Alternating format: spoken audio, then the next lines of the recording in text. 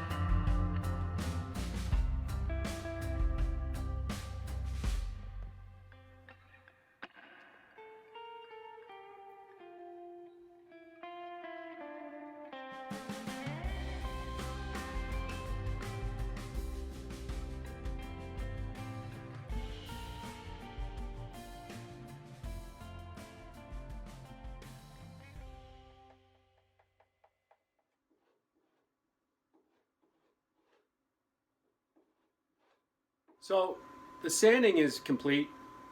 The block planing is complete. I'm in the process now of filling. You can see that the hull is a little bit wet. What I've done is I have mixed small batches of epoxy, which is 3 ounces of the resin, 1 ounce of the hardener. I've also mixed in some of the cedar flower that I collected during the sanding process.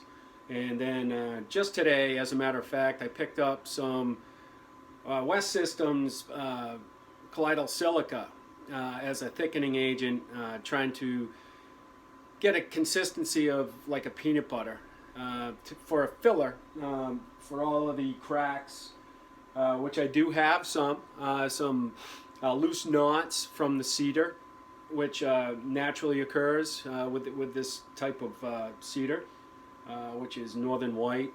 This is going to take some time to cure now. It's going to be, I'm going to wait a day or two even, just to lower it. The longer you wait, the lower the toxicity of the sanding dust becomes.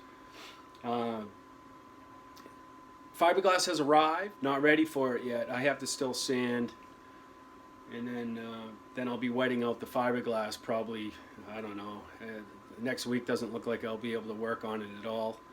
So moving forward, this is a big step for me, filling out in all the holes, all the gaps. You can really see that it's really smoothing out some of the parts of the hull.